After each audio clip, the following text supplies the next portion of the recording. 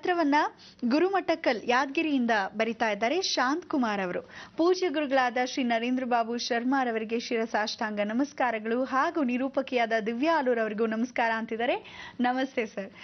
ಗುರುಜಿ, ನಿಮ್ಮ ಬೃಹತ್ ಬ್ರಹ್ಮಾಂಡ ಕಾರ್ಯಕ್ರಮನ ಪ್ರತಿನಿತ್ಯ ನೋಡ್ತೀನಿ, ಹಾಗೆ ತುಂಬಾನೇ ಇಷ್ಟ ಆಗತ್ತೆ. ನೀವು ತಿಳಿಸೋ ಪ್ರತಿಯೊಂದು ಸಲಹೆಯನ್ನ ಪಾಲಿಸ್ತಾ ಬಂದಿದ್ದೀನಿ ಅಂತಿದ್ದಾರೆ ಗುರುಜಿ. ಹಾಗೆ ಪ್ರಶ್ನೆಯನ್ನ ಕೇಳ್ತಿದ್ದಾರೆ, ಅವರ ಮನೆಯ ಪಕ್ಕದಲ್ಲಿ ಒಂದು ಗುಡಿ ಇದೆಯಂತೆ ಗುರುಜಿ, ಇತ್ತೀಚೆಗಷ್ಟೇ ಕಟ್ಟಿಸಿದ್ದು ಅದು. ಗುಡಿ, ದೇವಾಲಯ, ಮಸೀದಿಗಳು ಇದ್ದ ಸ್ಥಳದಲ್ಲಿ ಅಥವಾ ಅದರ ಹತ್ತಿರ ಯಾವುದಾದ್ರೂ ಮನೆ ನಿರ್ಮಾಣಗೊಂಡಿದ್ರೆ ಅದರ ನೆರಳು ಬೀಳಬಾರ್ದಂತೆ ಗುರುಜಿ, ಶ್ರೇಯಸ್ಕರ ಅಲ್ಲ ಅಂತ ಹೇಳ್ತಾರೆ. ಯಾಕಂದ್ರೆ ಅವ್ರ ಮನೆ ಸುತ್ತಮುತ್ತ ಹಾವುಗಳು ಕೂಡ ಸುಳಿದಾಡ್ತಿವೆ ಅಂತೆ ಗುರುಜಿ, ಏನ್ ಮಾಡೋದು ಕೇಳ್ತಿದ್ದಾರೆ. ಶಾಂತಕುಮಾರ್ ಅವರೇ, ಬಹಳ ಸಂತೋಷ. ಯಾದಗಿರಿಯಿಂದ ಬಾರ್ಡರ್ ಇದ್ದ ಹಾಗೆ ಆಂಧ್ರ ಪಕ್ಕ ಭಾಗದಲ್ಲಿರ್ತಕ್ಕಂಥ ವಿಚಾರ, ಬಹಳ ಸಂತೋಷ. ನೀವು ಈ ಪತ್ರವನ್ನು ಬರೆದಿರೋದು ಯಾವುದೇ ಮಸೀದಿ ಆಗಲಿ, ಯಾವುದೇ ಚರ್ಚ್ ಆಗಲಿ, ಯಾವುದೇ ಒಂದು ವಿಶೇಷವಾಗಿರ್ತಕ್ಕಂಥ ದೇವಾಲಯವಾಗಲಿ ನಿರ್ಮಾಣ ಕಾರ್ಯವನ್ನು ಹೊಸದಾಗಿ ಮಾಡೋ ಸಮಯದಲ್ಲಿ ಯಾರಾದರೂ ಪ್ರತಿಭಟನೆ ಮಾಡ್ತಾರೆ. ಹತ್ತಿರದಲ್ಲಿರ್ತಕ್ಕಂಥ ಸ್ವಂತ ಸ್ಥಳದವರು ಆ ಟ್ರಸ್ಟಿನ ಮುಖಾಂತರ ತೊಗೊಂಡಿದ್ರೆ ಅದನ್ನು ನಿರ್ಮಾಣ ಮಾಡ್ತಾರೆ. ನಿರ್ಮಾಣ ಮಾಡುವಾಗ ಅಕ್ಕಪಕ್ಕದಲ್ಲಿ ಮನೆ ಇದೆಯಾ ಅಂದಾಗ ಗೊತ್ತಿರಲ್ಲ, ನಿಮ್ಮ ಸಮಯ ಕೆಟ್ಟು ಹೋದಾಗ ಆ ರೀತಿಯಾಗಿರ್ತಕ್ಕಂಥ ದೋಷಗಳು ನಮ್ಮಲ್ಲಿ ಆಗಿ ಹೋಗತಕ್ಕಂಥ ವ್ಯತ್ಯಾಸ. ಈ ಆಗು ಹೋಗೋ ವ್ಯತ್ಯಾಸಗಳು ಹೇಗಿರುತ್ತೋ ಏನೋ ದೇವರೇ ಬಲ್ಲ. ನಿಜ ಸ್ಥಿತಿ ಹೇಳಬೇಕು ಅಂದರೆ ಪ್ರತಿಯೊಬ್ಬ ಮನುಷ್ಯನಿಗೆ ಆ ಸ್ಥಳದಲ್ಲಿ ಏನು ಹೇಳುತ್ತೆ, ಒಂದು ಅರಳಿ ಮರ, ಒಂದು ದೇವಾಲಯದ ಗೋಪುರದ ಒಂದು ನೆರಳು ಮನೆ ಮೇಲೆ ಬಿದ್ದರೆ ಮನೆ ಸರ್ವನಾಶ. ಅಂದರೆ ಸರ್ವನಾಶ ಅಂದರೆ ಕೆಲವ್ರನ್ನೆಲ್ಲ ಬೀದಿಗೆ ತಂದಿಟ್ಬಿಡುತ್ತೆ, ಕೆಲವ್ರನ್ನ ಮನೆ ಬಿಟ್ಟು ಓಡಿಸ್ಬಿಡುತ್ತೆ, ಕೆಲವರಿಗೆ ಮನೆಯಲ್ಲಿ ಆರ್ಥಿಕ ಪರಿಸ್ಥಿತಿ ಎಲ್ಲ ರೋಗ ರುಜಿನಗಳಾಗಿ ಪ್ರವರ್ತನೆ ಮಾಡ್ತಾನೆ, ಅವರವರ ನಕ್ಷತ್ರಾನುಸಾರವಾಗಿ, ಅವರವರ ಗ್ರಹ ಬಲದ ಅನುಸಾರವಾಗಿ. ಭಗವಂತನ ಇಚ್ಛಾನುಸಾರ ಏನಿದೆಯೋ ದೇವರೇ ಬಲ್ಲ. ಆದರೂ ಸಹ ನೀವು ಸಾಕ್ಷಾತ್ ದೈವ ಭಕ್ತಿಗಳು ಇದ್ದವರು, ಸಾಕ್ಷಾತ್ ಎಲ್ಲರೂ ಮನೆಯಲ್ಲಿರ್ತಕ್ಕಂಥ ಅಷ್ಟೂ ಜನ ಆ ಭಗವಂತನ ಕೃಪಾ ಕಟಾಕ್ಷಕ್ಕೆ ಪಾತ್ರರಾಗಿರೋರಿದ್ದರೆ ಖಂಡಿತ ಆ ತೊಂದರೆಗಳು ಹೆಚ್ಚಾಗಿರೋದಿಲ್ಲ, ಕಮ್ಮಿಯಾಗಿರುತ್ತೆ. ಆದರೂ ಒಂದು ನಿಜ ಏನು ಅಂದರೆ, ಗೋಪುರವನ್ನು ಮನೆ ಮೇಲೆ ನೆರಳು ಬಿದ್ದರೆ ಒಳಗೆ ಅಭಿಷೇಕ, ಪೂಜೆ, ಪುನಸ್ಕಾರವಾಗ್ತಾ ಇರುತ್ತೆ.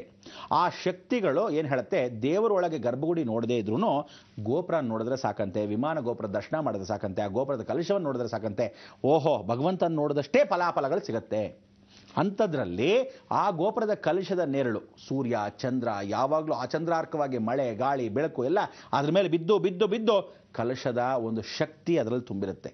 ಆ ಶಕ್ತಿ ಮನೆ ಮೇಲೆ ಬಿದ್ದಾಗ, ಮನೆ ಅಶುಚಿರ್ಭೂತವಾಗಿದ್ದಾಗ, ನಿಮ್ಮನೆ ಶುಚಿರ್ಭೂತ ಇಲ್ಲದೇ ಇದ್ದರೆ ಏನು ಮಾಡೋದು? ಅಕಸ್ಮಾತ್ ಮೈಲಿಗೆಗಳು ನಡೆಯುತ್ತೆ, ಮುಟ್ಟು ಮೈಲಿಗೆ ಆಗುತ್ತೆ, ಯಾವ ರೀತಿ ಆಗುತ್ತೆ ಗೊತ್ತಿಲ್ಲ. ಅದಕ್ಕೆಲ್ಲ ನೀವು ರೆಡಿ ಇರಬೇಕು ಅಂದರೆ ಖಂಡಿತವಾಗ್ಲೂ ಪಕ್ಕದಲ್ಲಿರಬಹುದು. ಇಲ್ಲದಿದ್ದರೆ ಮನೆಯಲ್ಲಿ ದೋಷಗಳು ಖಂಡಿತ ಬರುತ್ತೆ. ಅರಳಿ ಮರ ಗುರು ವಾಸಸ್ಥಳ, ಆ ರೀತಿ ಮನೆಗಿಂತ ದೇವಸ್ಥಾನದಲ್ಲಿ ಹಾಕಿರೋ ಅರಳಿ ಮರ ಏನಾದರೂ ಇದ್ದುಬಿಟ್ರೆ ಅಲ್ಲಿ ಸರ್ಪಗಳು ಬಹಳಷ್ಟು ಕಾವಲು. ಯಾವತ್ತೂ ಅರಳಿ ಮರ ಆದ ಮರಕ್ಕೆ ಸರ್ಪ ಕಾವಲು ಇರುತ್ತೆ ಅಂತ. ಸರ್ಪ ಕಾವಲು ಅಂದರೆ ನಮಗೆ ಕಾಣಲ್ಲ ಹಾವುಗಳು, ಅದು ಸರ್ಪ ಕಾವಲು ಇರುತ್ತೆ. ಅಂಥದ್ರಲ್ಲಿ ಇವಾಗ ನಿಜವಾಗ್ಲೂ ನಿಮಗೆ ಆ ಹಾವುಗಳು ಕೂಡ ನಡೆದಾಗ್ತಿದೆ ಅಂದರೆ ಖಂಡಿತವಾಗ್ಲೂ ಹೇಳ್ತೀನಿ, ಸ್ಥಾನ ಪಲ್ಲಟನ ಮಾಡ್ಕೊಳ್ಳೋದೇ ಮುಖ್ಯ ಆಗೋಗುತ್ತೆ ಅಂತ ಈ ಮುಖಾಂತರ ಹೇಳ್ಬೋದು. ಅಷ್ಟು ಬಿಟ್ಟರೆ ಬೇರೆ ಅವರಿಗೆ ಅನ್ಯಥಾ ಭಾವಿಸ್ತಕ್ಕಂಥ ವಿಚಾರ ಇಲ್ಲವೇ ಇಲ್ಲ. ಏನು ಹೇಳುತ್ತೆ, ಮನೆಯಲ್ಲಿ ಅಕಸ್ಮಾತ್ ಗುಡಿ ದೇವಸ್ಥಾನಗಳಿಗೆ ನಮ್ಮಂಥವ್ರಿಗೆ, ಹಿಂದುತ್ವ ಇರ್ತಕ್ಕಂಥವ್ರಿಗೆ ಪರಿವರ್ತನೆ, ನಮ್ಮಲ್ಲಿ ಏನು ಈ ರೀತಿ ಪ್ರದಕ್ಷಿಣೆ ಮಾಡ್ತೀವೋ ಅದರಲ್ಲಿ ಮುಸಲ್ಮಾನರಿಗೆ ಅಪ್ರದಕ್ಷಿಣೆ ಅಂತ ಕರಿತೀವಿ. ಅದಕ್ಕೆ ರಾಹು ಬೃಹಸ್ಪತಿ ಸಂಧಿ ಅಂದರೆ ಮಿತ್ರತ್ವ ಎಷ್ಟು ಚೆನ್ನಾಗಿದೆ. ಪರಮೇಶ್ವರನಿಗೆ ನಾವು ಈ ರೀತಿ ಪ್ರದಕ್ಷಿಣೆ ಹಾಕಿದ್ರೆ ಅವರು ಅದೇ ಪರಮೇಶ್ವರನಿಗೆ ಮಕ್ಕಾಮದಿನ ಆ ರೀತಿ ಪ್ರದಕ್ಷಿಣೆ ಹಾಕ್ತಾರೆ. ಇದು ಮೊದಲಿಂದ ಸಂಪ್ರದಾಯ. ಅದರ ಅರ್ಥ ಏನಾಗುತ್ತೆ, ರಾಹು ತತ್ವದಲ್ಲಿರ್ತಕ್ಕಂಥ ಮುಸಲ್ಮಾನರಿಗೆ ನಾವು ಏನು ಮಾಡ್ತೀವೋ ಹೀಗೆ ಓದೋದನ್ನ ಅದನ್ನು ಹಾಗೆ ಓದಿದ್ರೆ ಅವರಿಗೆ ಆ ದೋಷಕರ ಇಲ್ಲ. ನಮಗೆ ಯಾವ ದೋಷಕರ ಇರುತ್ತೋ ಅವರಿಗೆ ದೋಷಕರ ಆಗೋದಿಲ್ಲ, ಯಾವುದಕ್ಕೆ ದೋಷಕರ ನಮಗಲ್ವೋ ಅವರಿಗೆ ದೋಷಕರ. ಅದಕ್ಕೆ ಎಂಥವ್ರು ಅಂಥವರೆಲ್ಲ ನಿವಾಸ ಮಾಡಿದ ಅವ್ರಿಗೆ ಯಾವುದೇ ರೀತಿಯಾದ ತೊಂದರೆಗಳು ಇರೋದಿಲ್ಲ. ಪಕ್ಕದಲ್ಲಿದ್ದಾರಲ್ಲಪ್ಪ ಅವ್ರಿಗೇನೂ ಆಗಿಲ್ಲ ನಮಗಾಗ್ಬಿಡತ್ತಾ ಅಂತ ಹಠವಾದಿಗಳು ಅಥವಾ ನಾಸ್ತಿಕರು ಹೇಳ್ಬೋದು. ನಿಜ ಸ್ಥಿತಿಯಲ್ಲಿ ಈ ರೀತಿ ಆಗದೇ ಇರತಕ್ಕಂಥ ವಿಚಾರ. ರಾಹು ಅವ್ರಿಗೆ ಸಂಬಂಧ, ಮಿತ್ರತ್ವ, ಅವ್ರಿಗೆ ಆ ರೀತಿ ತೊಂದರೆಗಳು ಖಂಡಿತ ಬರೋದಿಲ್ಲ. ಇದಕ್ಕೆ ಸರಿಪಡಿಸ್ಕೊಳ್ಳೋಕ್ಕೆ ಒಂದು ಅವಕಾಶ, ಸಜೆಷನ್ ಏನಂದರೆ ಖಂಡಿತ ಸ್ಥಾನ ಪಲ್ಟನ ಮಾಡೋದು ಉತ್ತಮ ಅಂತ. ಗುರುಜಿ, ಶಿವಂ ವಾಸ್ತು ವಿಭಾಗದಲ್ಲಿ ನೀವು ಹೇಳ್ತಿದ್ರಿ, ತಿಳಿಸ್ಕೊಡ್ತೀನಿ ಅಂತ, ಸೂರ್ಯನಿಗೆ ಹೇಗೆ ಅರ್ಘ್ಯವನ್ನ ಬಿಡಬೇಕು ಅಂತ ತಿಳಿಸ್ತಿದ್ರಿ. ಜೊತೆಗೆ ಆ ಒಂದು ಅರ್ಧ ಮಿಕ್ಕಿದಂತಹ ತಂಬಿಗೆಯಲ್ಲಿ ಮಿಕ್ಕಿದಂತಹ ನೀರನ್ನ ನಾವು ಕುದುರೆ ಲಾಳವನ್ನ ನೀವು ಹೇಳಿದ್ರಿ ಮನೆ ಬಾಗಿಲಿಗೆ ಹೊಡಿಬೇಕು ಅಂತ, ಅದಕ್ಕೆ ಕೂಡ ಚಿಮುಕ್ಸ್ಬೇಕು, ನಂತರ ಏನ್ ಮಾಡ್ಬೇಕು ಅಂತ ಹೇಳ್ತೀನಿ ಅಂತಿದ್ರಿ. ನಿಜ ಏನು ಅಂದರೆ, ಇವತ್ತು ಎಲ್ಲರೂ ಆ ಭಗವಂತನ ಕೃಪಾ ಕಟಾಕ್ಷಕ್ಕೆ ಪಾತ್ರರಾಗಿರೋ ಬಹಳ ಸಂತೋಷ. ಕೆಲವರು ಆಚಾರ ವಿಚಾರ ಅಂತ ವಿಚಾರವನ್ನು ಸ್ಮರಣೆ ಮಾಡ್ಕೊಳ್ತಕ್ಕಂಥ ಇದೆಲ್ಲ ಸಂಪ್ರದಾಯಗಳನ್ನು ಮನೆಯಲ್ಲಿ ಆಚರಿಸಬೇಕು. ಮನೆಯಲ್ಲಿ ಆಚರಿಸೋಕ್ಕೆ ಪರಮಾತ್ಮನ ಕೃಪಾ ಕಟಾಕ್ಷ ಬೇಕಾದಾಗ ಶಿವ ಅಂತ ಮನೆಯಲ್ಲಿ ಮಾಡ್ಕೊಳ್ತಕ್ಕಂಥದ್ದು, ಮಾಡಬೇಕಾದಂದು ಮಾಡದಾರತಕ್ಕಂಥದ್ದು ಎಲ್ಲವೂ ವಿಚಾರುತ್ತೆ. ಅದಕ್ಕೆ ಮಾಡಬೇಕಾ ಬೇಡವಾ ಅನ್ನೋದು ಎಷ್ಟೋ ಗೊಂದಲಗಳಿರೋದಕ್ಕೆ ಸರಿಪಡಿಸ್ಬೋದಾ ಅಂತ ಹೇಳಿರ್ತಕ್ಕಂಥದ್ದೇ ಶಿವಂ ವಾಸ್ತು. ಬನ್ನಿ ಆ ವಾಸ್ತು ಪುರುಷನ ಸ್ವಾಗತಿಸೋಣ, ಮತ್ತಷ್ಟು ಮಾತಾಡೋಣ.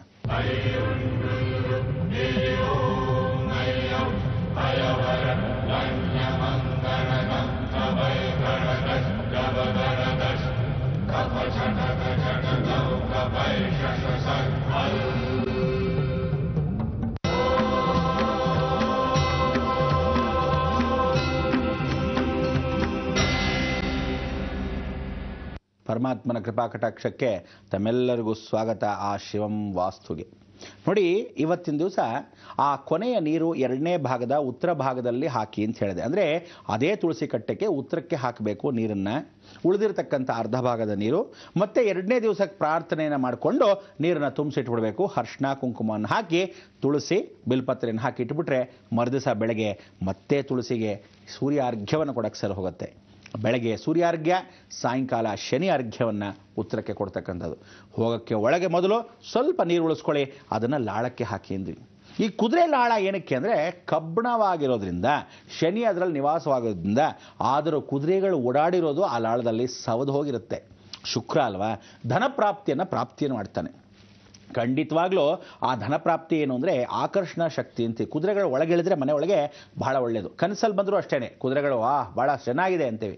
ಆದರೆ ಯಾವ ಕಾಲಕ್ಕೂ ಕುದುರೆ ಪಟಗಳನ್ನು ಮನೆಯಲ್ಲಿ ಹಾಕ್ಕೊಂಡ್ರೆ ಅದರಷ್ಟು ದರಿದ್ರ ಯಾವುದೂ ಇಲ್ಲ.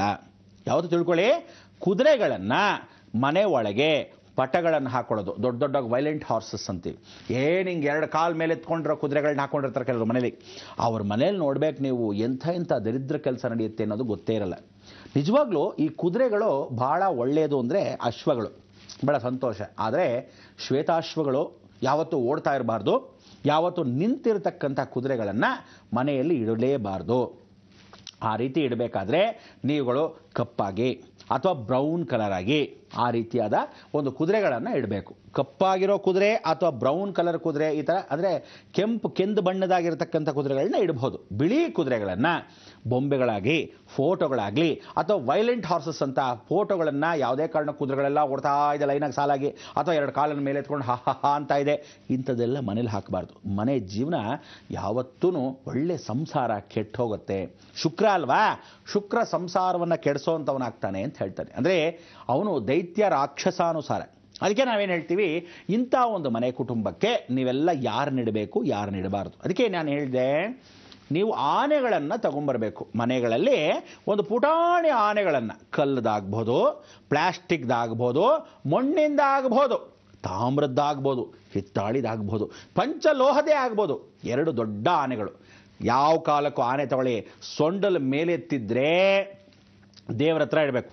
ಸೊಂಡಲ್ ಕೆಳಗೆ ಹಾಕಿ ಹೀಗೆ ತನಗೆ ತಾನಾಗಿ ಹೀಗೆ ಇಟ್ಕೊಂಡು ನೇರವಾಗಿ ನಿಂತಿದ್ರೆ ಬಹಳ ಉತ್ತಮ. ಮನೆ ಹೊರಭಾಗದಲ್ಲಿ ಬಾಗಿಲ ಆ ಕಡೆ ಈ ಕಡೆ ಗಜದ್ವಾರ ಸ್ವಾಹ ಅನ್ಬೇಕು. ಮಹಾಲಕ್ಷ್ಮಿನ ಆವಾಗ ಸ್ವಾಹ ಮಾಡಬೇಕಂತೆ. ಮೇಲಿಂದ ಕುದುರೆಗಳು ಇಳಿತಾ ಇರಬೇಕು. ಲಾಳದ ಮುಖಾಂತರವಾಗಿ ಶನಿಯಲ್ಲಿ ಭದ್ರತೆ ಪಡಿಸ್ತಾನೆ. ಕೆಟ್ಟ ಗುಣಗಳು ಬರಲೇಬಾರದು, ಬರೀ ಧನಪ್ರಾಪ್ತಿ ಆಗ್ತಾ ಇರಬೇಕು. ಅಷ್ಟೈಶ್ವರ್ಯಗಳು ಲಕ್ಷ್ಮೀ ಸ್ವರೂಪದಲ್ಲಿ ಬರಬೇಕು. ಹೇಗೆ? ಆನೆಗಳನ್ನು ಹಾಕಬೇಕು. ಆ ಆನೆಗಳನ್ನು ಬಲಭಾಗದಲ್ಲಿ ಎಡಭಾಗದಲ್ಲಿ 2 ಆನೆಗಳಿಗೆ ವಿಭೂತಿಯನ್ನು ಧರಿಸಿ ಲಕ್ಷಣವಾಗಿ ಆನೆಗೆ ಹಾಕಿರಬೇಕು. ಆನೆಗಳನ್ನ ಭಾಳ ಜನ ಏನು ಮಾಡ್ತಾರೆ, ಈ ಗಿಂಜಾವೂರು ಕಡೆ ಹೋಗಿ ಬಂದಿರ್ತಾರೆ. ಭಾಳ ಸಂತೋಷ, ಒಳ್ಳೆ ಆನೆಗಳು ಕುಂಭಕೋಣಂ ಕಡೆ ಸಿಗುತ್ತೆ. ಅಂದರೆ ಚೀಪ್ ಆ್ಯಂಡ್ ಬೆಸ್ಟ್ ಅಂತ ಅಲ್ಲಿ ತೊಗೊಂಡ್ರೆ ಭಾಳ ಮುಖ್ಯ. ಪಂಚಲೋಹವನ್ನು ಅವರೇ ತಯಾರು ಮಾಡಿ ಇಟ್ಟಿರ್ತಾರೆ. ಇಲ್ಲ ಪುಟ್ಟ ಆನೆಗಳು, ಎಲ್ಲೋ ಬೊಂಬೆ ಆ ಶಾಪ್ಗೆ ಈ ಶಾಪ್ಗೆ ಹೋಗಿದ್ದೆ ತಂದೆ ಅಂತಾರೆ. ಕೆಲವರು ಫಾರಿನ್ ಹೋಗಿ ಬಂದಿರ್ತಾರೆ. ಕೇರಳಲ್ಲಂತೂ ಭಾಳ ಚೆನ್ನಾಗಿ ಸಿಗುತ್ತಪ್ಪ ಮರದ ಆನೆಗಳು, ಇಷ್ಟಿಷ್ಟು ದೊಡ್ಡದು ಒಳ್ಳೆ ದಂತದ್ದು. ಈ ಮರದ ಆನೆಗಳಿಟ್ಟಾಗ ಯಾವತ್ತು ದಂತಗಳು ಹಾಕಿರ್ತಕ್ಕಂಥ ಆನೆಗಳಿದ್ರೆ ಮನೆ ಒಳಗೆ ಯಾರೋ ಹೊತ್ಕೊಂಡು ಹೋಗ್ಬಿಟ್ರೆ, ಟೀ ಕೂಟಪ್ಪ, ರೋಸ್ ಉಡ್ಡು, ಅಯ್ಯೋ ರಾಮ, ಫಸ್ಟ್ ಕ್ಲಾಸ್ ಗಂತದಲ್ಲಿ ಮಾಡಿಬಿಟ್ಟಿದೆ ದಂತದಲ್ಲಿ ಅಂಥೇಳಿ ಆ ದಂತದಲ್ಲೇ ಮಾಡಿಸ್ಕೊಂಡ್ಬಿಟ್ಟಿರ್ತಾರೆ ಎಷ್ಟೋ ಜನ. ದಂತದ್ದು ಈ ನಡುವೆ ಇಟ್ಕೊಳ್ಳೋಕ್ಕಾಗಲ್ಲ. ಏನಂತೀರಾ? ಮಹಾರಾಜರ ಕಾಲಕ್ಕೆ ಈಗೆಲ್ಲ ಬಂದರೆ ಎತ್ಕೊಂಡು ಹೋಗ್ಬಿಡ್ತಾರೆ. ಆದ್ದರಿಂದ ಕದುಬೋದು, ಯಾರಾದರೂ ಬಂದ್ಬಿಟ್ಟು ಇದು ಇಟ್ಕೊಬಾರ್ದು, ನಮ್ಮ ತಾತನ ಕಾಲದಿಂದ ಇಟ್ಟಿದ್ದೀವ್ರಿ, ನೀವೇನು ಎತ್ಕೊಂಡು ಹೋಗ್ತೀರಾ ಅಂತ ಹೇಳಿದ್ರೆ ಇದಕ್ಕೆ ಸರ್ಟಿಫಿಕೇಟ್ ಇದೆಯಾ, ಅದಕ್ಕಿದೆಯಾ ಅಂತಾರೆ. ಇದೆಲ್ಲ ಭಾಳ ಜನಕ್ಕೆ ಮಾಡ್ತಕ್ಕಂಥದ್ದು. ಈ ನಡುವೆ ಹುಚ್ಚುಚ್ಚಾಪಟ್ಟೆ ಇಲ್ಲದೇ ಇರತಕ್ಕಂಥ ರೂಲ್ಸು ರೆಗ್ಯುಲೇಷನ್ ತಂದುಬಿಡ್ತಾ ಇದ್ದಾರೆ. ನಾನು ಹೇಳ್ತೀನಿ ಕೇಳಿ, ಒಳ್ಳೆ ಆನೆಗಳನ್ನು ಲಕ್ಷಣವಾಗಿರೋದು ಮರದ ಆನೆಗಳಿಟ್ಟರೆ ಆ ಆನೆಗಳಿಗೆ ವಿಭೂತಿ ಹಾಕಿರ್ತಕ್ಕಂಥದ್ದು ಕೇರಳ ಪ್ರಾಂತದಲ್ಲಿ ಸಿಗುತ್ತೆ. ಅಂಥದ್ದೆಲ್ಲ ತೊಗೊಂಬಂದು ಮನೆ ದ್ವಾರದಲ್ಲಿ ಪುಟ್ಟದಾಗಿ 1 ಅಡಿ ಇದ್ದಿದ್ರೆ ಸಾಕ್ರಿ, ಆ ಬಾಗಿಲೊಂದು ಈ ಕಡೆ ಒಂದು ಇಟ್ಟರೆ ನಿಮ್ಮ ಮನೆಗೆ ದರಿದ್ರ ಬರಲ್ಲ, ನಿಮ್ಮ ಮನೆಗೆ ಭೂತ ಪ್ರೇತ ಪಿಶಾಚಿಗಳು ಬರಲ್ಲ. ಯಾಕೆಂದರೆ ನೀವು ಸಾಧಾರಣ ನೋಡ್ಬೋದು, ಎಲ್ಲ ದೇವಸ್ಥಾನಕ್ಕೆ ಹೋಗಿ, ಯಾವುದೋ ದೇವಸ್ಥಾನಕ್ಕೆ ಹೋಗಿ, ಎಂಥ ದೊಡ್ಡ ದೇವಸ್ಥಾನಕ್ಕೆ ಹೋದರೂ ಮೇಲ್ಗಡೆ ದ್ವಾರದಲ್ಲಿ ಗರ್ಭಗುಡಿಗೆ ಗಜಲಕ್ಷ್ಮಿ ಇರ್ತಾಳೆ. ಈ ಕಡೆ ಒಂದು ಆನೆ, ಆ ಕಡೆ ಒಂದು ಆನೆ, ಮಧ್ಯದಲ್ಲಿ ಲಕ್ಷ್ಮಿ ಹಾಕುತ್ತಿರ್ತಾರೆ. ಯಾವ ದ್ವಾರಕ್ಕೆ ಹೊಸಲ ಮೇಲೆ ನೋಡಿದ್ರು ಗಜಲಕ್ಷ್ಮಿನೇ ಹೊರತು, ಕೃಷ್ಣನ ದೇವಸ್ಥಾನ ಆಗಲಿ, ರಾಮನ ದೇವಸ್ಥಾನ ಆಗಲಿ, ಈಶ್ವರನ ದೇವಸ್ಥಾನ ಆಗಲಿ, ಗಜಲಕ್ಷ್ಮಿನೇ ಹೆಸರಿಟ್ಟು. ಅಂದರೆ ಏನು ಹೇಳ್ತೆ, ದೇವತಾ ಕ್ಷೇತ್ರಕ್ಕೆ ನಾವು ಅಕಸ್ಮಾತ್ ಸ್ವರ್ಗ ಬಾಗಿಲಿಗೆ ಹೋಗಬೇಕು ಅಂದರೆ ಓಂ ಭೂ ಅಂದಾಗಲೇ ಸಾಕಂತೆ. ಗರ್ಭಗುಡಿಯ ದ್ವಾರವಕ್ಕೆ ಮೇಲೆ ಲೋಕಕ್ಕೆ, ಅಂದರೆ ಭೂಮಿಯಿಂದ ನಾವು ಹೊರಟ್ರೆ ಆ ಮೇಲೆ ಲೋಕಕ್ಕೆ ಹೋಗಬೇಕಾದ್ರೆ ಯಮದ್ವಾರ ಆಗಲಿ, ಯಾವುದೇ ದ್ವಾರ ಆಗಲಿ, ಗಜಲಕ್ಷ್ಮಿ ಇರ್ತಾಳೆ. ಮೊದಲನೇದು ಗಜಲಕ್ಷ್ಮಿ. ಅದಕ್ಕೆ ಇವತ್ತು ಅದು ನೋಡ್ಬೋದು ನೀವು, ತಿರುಚನಗೂಡಿನ ಅನುಗ್ರಹವನ್ನು ಕೊಡ್ತಕ್ಕಂಥ ತಿರುಗೋಷ್ಠಿ ಊರಲ್ಲಿ ಪಾತಾಳದಲ್ಲಿ ಮಹಾಲಕ್ಷ್ಮಿ ಗಜಲಕ್ಷ್ಮಿ ದೇವಸ್ಥಾನ. ಇಡೀ ಜಗತ್ತಲ್ಲಿ ಗಜಲಕ್ಷ್ಮಿ ದೇವಸ್ಥಾನ ಇರಲಿಲ್ಲ. ಮೂಲ ದೇವಸ್ಥಾನನೇ ಭಾಳ ಚೆನ್ನಾಗಿದೆ. ಆ ದೇವಸ್ಥಾನದಲ್ಲಿ ಹಾಕಿರ್ತಕ್ಕಂಥ ವಿಗ್ರಹಗಳು ಚಿನ್ನದ್ದಾಗಿರೋಂಥ 2 ಆನೆಗಳನ್ನ, ಶ್ವೇತ ಆನೆಗಳನ್ನ ಮಾಡಿರ್ತೀರಿ, ಭಾಳ ಚೆನ್ನಾಗಿದೆ. ಅದಕ್ಕೆ ಗಜಲಕ್ಷ್ಮಿ ಅಂದರೆ ದಾರಿದ್ರ ಮನೆಗೆ ಬರದೇ ಇದ್ದಾಗ ಒಂದು ಹೊತ್ತು ಊಟಕ್ಕೆ ಹೋಗೋದಿಲ್ಲಪ್ಪ ಅವ್ರ ಮನೇಲಿ, ಎಷ್ಟು ಕಷ್ಟ ಗೊತ್ತಾ ಅಂತಾರೆ. ಅಂಥವ್ರ ಮೇಲೆ ಈ ಆನೆಗಳನ್ನ ಹಾಕೊಂಡು, ಏನು ಆನೆ ಹೊರಗಡೆ ಇಟ್ಬಿಟ್ರೆ ನಮ್ಗೆ ಊಟ ಹುಡುಕ್ಬಿಡುತ್ತೆ, ದಾರಿದ್ರ ಬರಲ್ಲ. ಅಂದ್ರೇನು, ಯಾರಾದರೂ ಒಳ್ಳೆ ಸಮಯಕ್ಕೆ ಆನೆಗಳು ಹೇಗೆ ಅಂದರೆ ಆಕರ್ಷಣ ಗ್ರಹ, ದುಡ್ಡನ್ನು ತಂದವನು ಕೊಡಲೇಬೇಕು. ಸೋದರ ಮಾವ ಬರ್ತಾನೆ, ನಿನ್ನ ಮಕ್ಕಳಿಗೆ ಸ್ವೀಟ್ ತೊಗೊಳೆ, ಬಟ್ಟೆ ತೊಗೊಳೆ ಅಂತ ಕೊಟ್ಟೋಗಿರ್ತಾನೆ. ಇಲ್ಲ ದೊಡ್ಡಪ್ಪ ಚಿಕ್ಕಪ್ಪ ಏನಾದರೂ ಬಂದಿರ್ತಾರೆ, ಪಿಸ್ನಾರಿ ನನ್ನ ಮಕ್ಕಳು, ಅಂಥವ್ನು ಕೂಡ ಆ ಮಗು ಭಾಳ ಮುದ್ದಾಗಿದೆ, ತಗೋ 100 ರೂಪಾಯಿ. ಅಂದರೆ ಏನಾಗುತ್ತೆ ನಿಮ್ಗೆ ಗೊತ್ತಿರಲ್ಲ, ಆ ಟೈಮ್ಗೆ ಒಳ್ಳೆ ಟೈಮಿಗೆ ಒಂದು 100 ರೂಪಾಯಿ ಸಿಕ್ತು ಅಂದರೆ, ಯಾರೋ ಪಾಪ ಬಡವನಿಗೆ, ಬೇರೆಯವನಿಗೆ 100 ರೂಪಾಯಿ ಏನು ಮಾಡ್ತಾನೆ, ನೀನು ಚಾಕ್ಲೇಟ್ ತಗೊಳ್ಳ ಅಂತ ಯಾರೋ ಮಕ್ಕಳು ಕಳಿಸ್ಬಿಡ್ತಾರೆ. ಹೀಗೆಲ್ಲ ಮಾಡಬಾರ್ದು. ಕೆಲವು ಮಕ್ಕಳು ಈ ಕಾಲದಲ್ಲಿ ಭಾಳ ಬುದ್ಧಿವಂತರು, ಬೇಡಪ್ಪ ಮಮ್ಮಿ ಡ್ಯಾಡಿ ಕೊಡ್ಬೇಕು, ನನಗೇ ಕೊಡಬೇಕು ಅಂತ ಎತ್ಕೊಂಡ್ಬಿಟ್ಟು ಜಿಪ್ಪಲ್ಲಿ ಹಾಕಿಟ್ಕೊಂಡ್ಬಿಡ್ತವೆ. ಈ ಥರ ಉಂಡಿ ಮಮ್ಮಿ ಅಂತ, ಅಂದರೆ ಈ ಮಮ್ಮಿ ಡ್ಯಾಡಿ ಅನ್ನೋದು ಮಮ್ಮನ್ನ ಹೆಣ ಮಾಡಿ ಇಟ್ಬಿಟ್ಟಿದ್ದಾರೆ. ಆ ರೀತಿ ಅಮ್ಮ ಅಂತ ಬಾಯಿ ತುಂಬ ಹೇಳ್ಕೊಳ್ತಕ್ಕಂಥ ಮಗುಗೆ ಇವತ್ತಿನ ಆಟದ ಸಾಮಾನು ಆನೆಗಳು ಇಟ್ಕೊಂಡ್ರೆ, ಆನೆಗಳನ್ನ ಯಾವತ್ತೂ ದ್ವಾರದಲ್ಲಿಟ್ಟರೆ ಬಹಳ ಉತ್ತಮ. ಈ ಆನೆಗಳನ್ನ ಮನೆಯಲ್ಲಿ ಕಲ್ಲಿಂದಾಗಲಿ ಅಥವಾ ಮರದ್ದಾಗಲಿ ಅಥವಾ ಯಾವ ಕಾಲದ್ದು ನೀವು ಯಾವುದೇ ಒಂದು ಲೋಹದ್ದಾಗಲಿ ಮನೆ ಮುಂದೆ ಇಡಿ. ಈ ಪ್ಲಾಸ್ಟಿಕ್ ಗಿಸ್ಟಿಕ್ ಆದರೆ ದಯವಿಟ್ಟು ಅದರಲ್ಲಿ ಟೊಳ್ಳಿರುತ್ತೆ, ಯಾವ ಕಾಲಕ್ಕೂ ಬೇಡ. ಪ್ಲಾಸ್ಟಿಕ್ ಅಂದರೆ ಕೇತು ಆಕರ್ಷಣೆ, ಪ್ಲಾಸ್ಟಿಕ್ ಯಾವತ್ತು ಮನೆ ಮುಂದೆ ಇಟ್ಟರೆ ಏನಾಗುತ್ತೆ ದೋಷಗಳು. ಈ ರೀತಿ ದಯವಿಟ್ಟು ಬೇಡದೇ ಇರತಕ್ಕಂಥ ವಿಚಾರಗಳನ್ನ, ಆನೆಗಳನ್ನ ಈ ರೀತಿ ಮನೆ ಇಡಬೇಕು. ಈ ಗಜ ಅಂತ ಇಟ್ಟಾಗ ಅಶ್ವಗಳನ್ನ ಏನು ಮಾಡೋದು, ಅದಕ್ಕೆ ಹೇಳುತ್ತೆ, ಒಂದು ಕುದುರೆ, ಒಂದೇ ಒಂದು ಕುದುರೆ ಯಾವತ್ತೂ ತಿಳ್ಕೊಳ್ಳಿ, ಆ ಒಂದು ಕುದುರೆನ ಯಾವತ್ತು ಉತ್ತರಕ್ಕೆ ಮುಖ ನೋಡೋ ಥರ ದೇವರ ಹತ್ರ ಅಥವಾ ದೇವ್ರ ಮನೆ ಹತ್ರ ಇದ್ದು ದೇವರ ಹತ್ರ ಇಟ್ಕೊಳ್ಳೋದು, ಉತ್ತರಕ್ಕೆ ನೋಡಬೇಕು ಕುದುರೆ. ಆ ಕುದುರೆ ಮೇಲೆ ಒಂದು ಛತ್ರಿ ಇರಲೇಬೇಕು. ನೀವು ಅಕಸ್ಮಾತ್ ಛತ್ರಿ ಇಲ್ಲದೆ ಇರತಕ್ಕಂಥ ಕುದುರೆ ಏನಾದರೂ ಇದ್ದರೆ ಪಕ್ಕದಲ್ಲಿ ಛತ್ರಿ ಇಟ್ಟಿರ್ತಾರೆ. ಕೆಲವರು ಏನು ಮಾಡಿದ್ದಾರೆ ಗೊತ್ತಾ, ಹಳೆ ಕಾಲದಲ್ಲಿ ಮಹಾರಾಜರ ಮನೇಲಿ ಇವತ್ತಿಗೂ ನೋಡಿ ಛತ್ರಿಗಳೆಲ್ಲ ಇಡೋರು, ಅಂದರೆ ರಾಜಾರೋಷವಾಗಿ ಬಹುಪರಾಕ್ ಅಂತ ಕರೆಯೋರು.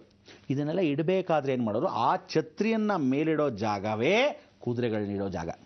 ಆ ಕುದುರೆಗಳು ಎಲ್ಲಿಡ್ತಿದ್ರು, ಛತ್ರಿಗಳನ್ನ ಅಲ್ಲೇ ಇಡ್ತಿದ್ರು. ಈ ಛತ್ರಿ ಚಾಮರ ಅನ್ನೋದು ಈ ಕುದುರೆಗಳ ಹತ್ರ ಇಟ್ಟಾಗ ಅಷ್ಟೈಶ್ವರ್ಯ ಸಿದ್ಧಿಯಾದಾಗ ಅದು ಯಾಕೆ ಆ ಸ್ಥಳವನ್ನು ಆರಿಸ್ಕೊಳ್ಳೋರು, ಅದು ಒಂದೇ ಕುದುರೆ ಅಂತ. ಕೆಲವರು ಏನು ಮಾಡಿದ್ರು, ಇದನ್ನ ಛತ್ರಿ ಸ್ಟ್ಯಾಂಡ್ ಮಾಡಲ್ವಾ, ಹಾಗೆ ಆ ಕುದುರೆನ ಅಲ್ಲಿ ಇಟ್ಬಿಟ್ಟು ಕುದುರೆನೇ ಛತ್ರಿ ಸ್ಟ್ಯಾಂಡ್ ಮಾಡ್ಕೊಂಡಂಗೆ ಮಾಡ್ಕೊಂಡಿರು. ಆ ರೀತಿ ಕೂಡ ಬಹಳ ಜನ ಮಾಡ್ಕೊಂಡ್ರು, ಅನುಕೂಲ ಇದ್ದವರು. ಇವತ್ತಿಗೆ ನಮ್ಮಲ್ಲಿ ಇದ್ದಿದ್ದ ಒಂದು ಕಲ್ಲಿನ ವಿಗ್ರಹ, ಶಿವಾಜಿ ಮಹಾರಾಜರು ಇಟ್ಕೊಂಡಿದ್ದ ಕಲ್ಲು ವಿಗ್ರಹ, ಸಾಕ್ಷಾತ್ ದೊಡ್ಡ ಕುದುರೆ, ಬಿಳಿ ಕುದುರೆ ಇರ್ತಕ್ಕಂಥದ್ದು. ಕುದುರೆ ಎಷ್ಟು ಎತ್ತರ ಇತ್ತು ಅಷ್ಟೇ ಚೆನ್ನಾಗಿ ಮಾಡಿಸಿದ್ರಂತೆ. ಇದನ್ನ ಆ ಕುದುರೆ ಜಾಗದಲ್ಲಿ ಆ ವಿಶೇಷವಾಗಿರ್ತಕ್ಕಂಥ ಕುದುರೆನ ಕದ್ಕೊಂಡು ಹೋಗಿ, ಅಂದರೆ ಅದು ಕಲ್ಲಿಂದ ಇರ್ಬೋದು, ಅದನ್ನು ಎತ್ಕೊಂಡು ಹೊರಟೋಗಿದ್ದು ಕ್ವೀನ್ ಎಲಿಜಬೆತ್. ಇವತ್ತಿನ ದಿವಸ ಎತ್ಕೊಂಡು ಹೋಗಿ ಲಂಡನ್ ಇಟ್ಕೊಂಡ್ಬಿಟ್ಟಿದ್ದಾಳೆ. ಆ ಛತ್ರಿಗಳನ್ನ ಅಲ್ಲಿ ಹಾಕೋದು, ಎಷ್ಟು ಒಳ್ಳೆ ಒಳ್ಳೆ ಛತ್ರಿ ಅವಳು ಹಾಕೊಂಡಿರ್ಬೋದು, ಮಹಾರಾಜರು ಇಡ್ತಾ ಇದ್ದ ಛತ್ರಿ. ಅದಕ್ಕೆ ಆಕೆ ಅಶ್ವಮೇಧ ಯಾಗ ಮಾಡೋಕ್ಕೆ ನೋಡಿ, ಛತ್ರಿ ಏನಿರುತ್ತೆ, ಒಂಟಿ ಛತ್ರಿ, ಒಂದು ಕುದುರೆ. ಇದ್ರ ಬಗ್ಗೆ ವಿಚಾರ ಜಾಸ್ತಿ ತಿಳ್ಕೊಬೇಕಾ,